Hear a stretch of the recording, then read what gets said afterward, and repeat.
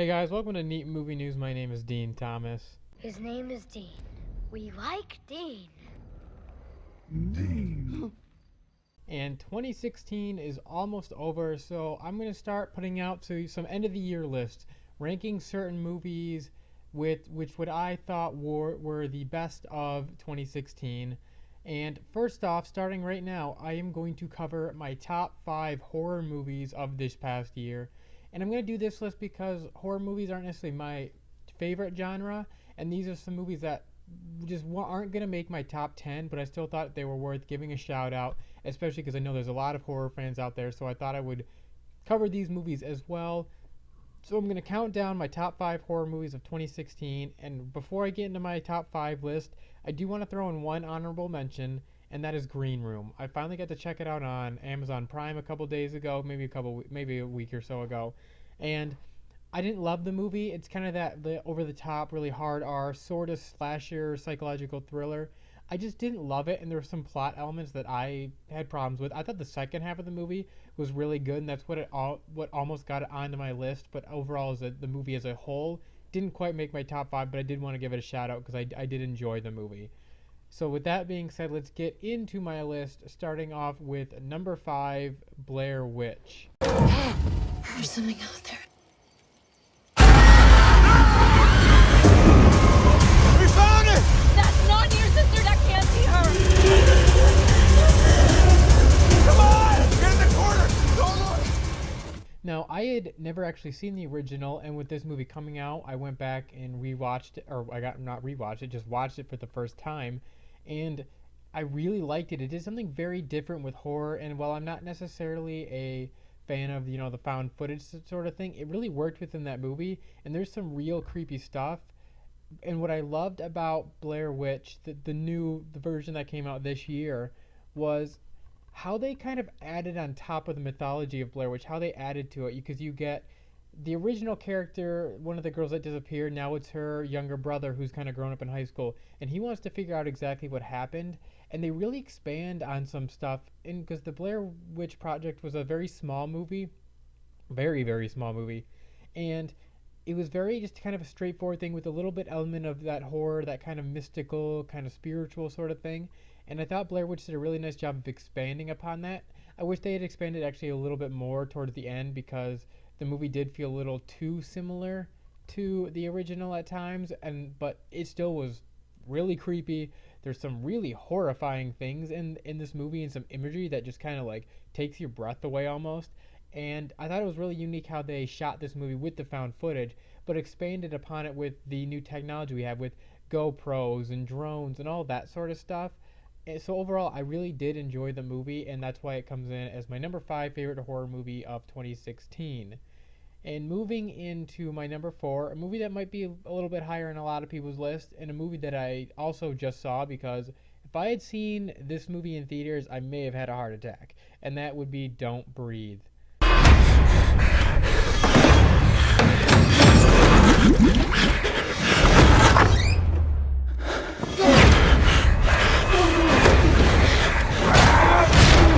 We're trapped in here. There has to be a way out of here.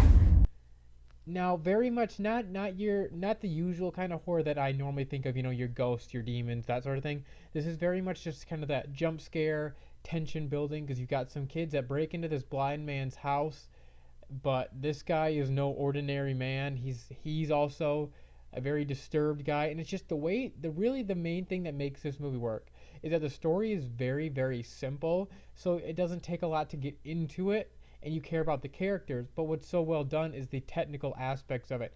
How this movie is directed is what really sells it. The way the camera moves and pans and goes within the house, and then how the characters move within the frame, because that's what really gets you to jump and really builds the tension. And like I said, if I was in a theater watching this movie where I couldn't look away or wasn't trapped in this dark room, I probably would have had a heart attack, because this movie is just, you're on edge, you're kind of just a ball of tension throughout the entire movie, and it's really really well executed. And for whatever reason, for me though, it just, I didn't, because this story was so simple, I enjoyed certain things, but overall it kind of became repetitive for me a little bit, of just because these kids were trapped in the house. Not that the the idea wore off, but it started to get a little old for me. But it's still a really well executed movie, and a movie that you will definitely remember after watching it. I will leave it at that. Coming in at my number 3 favorite horror movie of 2016 is The Conjuring 2. An oppressing spirit will try to force you to commit the ultimate sin. And what's that? Murder, suicide, or both.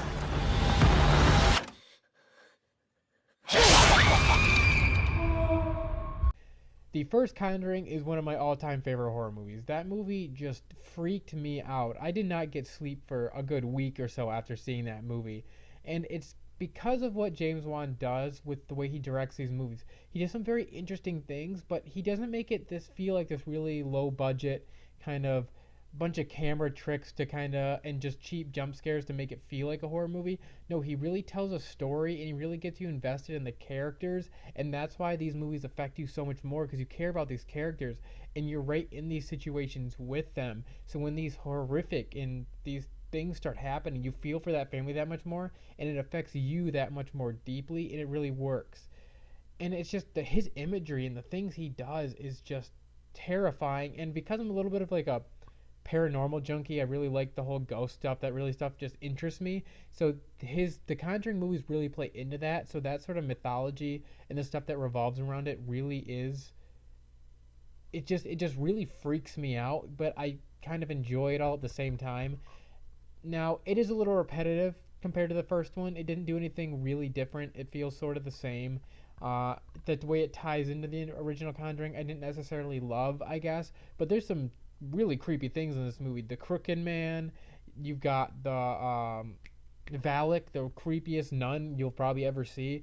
So I mean, it's a really good horror movie. It's really well executed. It just felt a little repetitive compared to the first one for me, so that's why it only comes in at my number 3. And coming in at number 2 is a foreign movie that I had not heard of, and I'm sure a lot of you also haven't up until this point, but if you have, good on you. It's a South Korean movie, Train to Busan. 저기요. 이상한 사람이 하나 타고 있는 것 같은데. 팀장님, 여기 11호차 응급 환자 발생했습니다.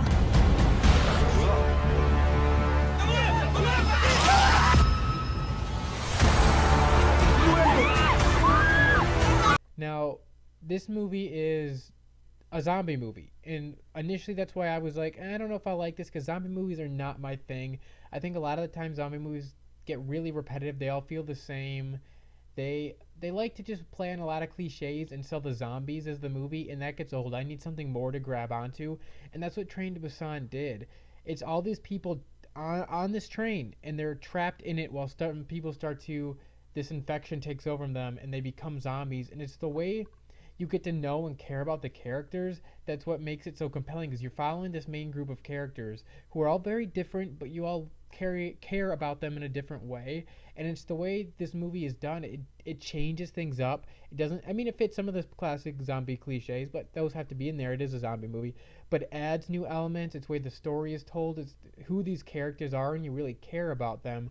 And then it is just the fact that they're trapped on this train, and the way they have to maneuver about it. There's some really original and unique things about this movie that I had a lot of fun watching. And the zombie things, they're all practical effects for the most part. They're all actual people doing it, and it's creepy to watch these zombies and the way they move. But like I said, they added new elements to it. They made you care about the characters. The fact that it was a new unique take where they're trapped on this train, a little bit like Snowpiercer, but obviously a zombie movie, not kind of this political commentary almost with what Snowpiercer was. But Train to Busan, you'll have to read some subtitles, but I think a lot of people can really enjoy this movie, and I think a lot of people should go out and find this movie and watch it. Alright, coming in at my number 1 was a movie that came out really early in the year, a movie I had known nothing about because it kind of made it stay that way in the marketing, and that is 10 Cloverfield Lane.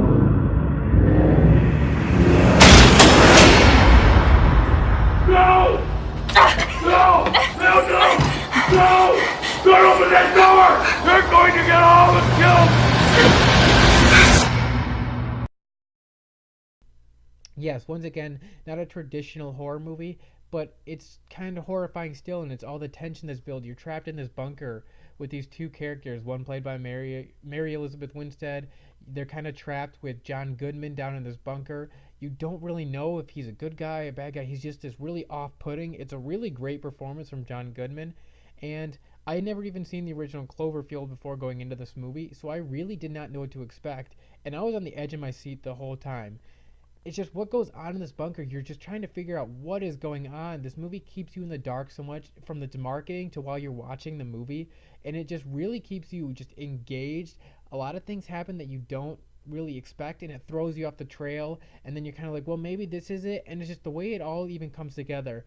Now, I know a lot of people felt the ending felt a little shoehorned in to kind of get the Cloverfield connection, but it actually worked for me, and because I knew it was a Cloverfield movie in some sort, I was expecting something like that. And then going back and watching the original Cloverfield for the first time after watching 10 Cloverfield Lane, I really appreciated what 10 Cloverfield Lane did even more, and I liked the way it tied in, and I like this whole universe, and I'm really excited for it going forward. So 10 Cloverfield Lane was my favorite horror movie of 2016. All right, there you guys have it. That is my list of my favorite horror movies of this past year.